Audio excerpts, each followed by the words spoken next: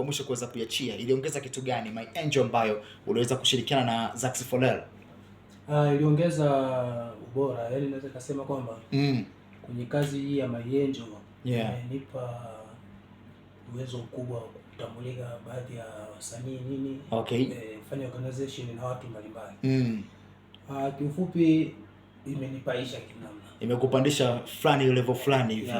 Nimeona kwenye clip zako kama unapost status pale kama ulikuwa unapiga show. Watu walipokeaje pia? Najua hizo sikukuu hizi kuna namna hivi, kuna jambo uliweza kulifanya.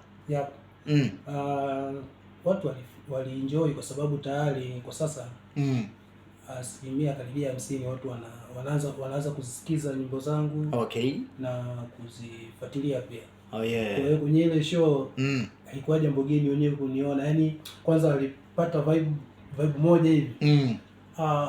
Nikaona tu shangwe, yani mwenyewe sikuamini. Ukasema bwana, kumbe people zimeanza kunielewa. Na nikajikuta tu yani mimi mwenyewe napata happy fulani hivi. Unapata moyo kwamba bwana, kumbe kitu ambacho nakifanya watu wameanza kukiamini.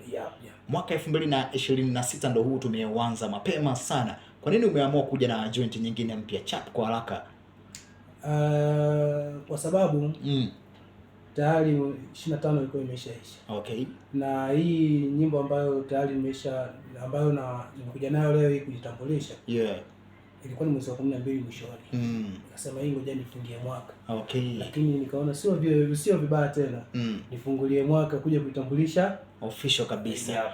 Sawa, uligusa kwenye show huko hiyo ngoma hii mpya ambayo tunaenda kuitambulisha sasa hivi. Ndio niligusa. Washikaji wakasemaje? Vibe ilikuwa kubwa pia. Vibe kama lote. Bwana, sawa, tupo na mwamba hapa anaitwa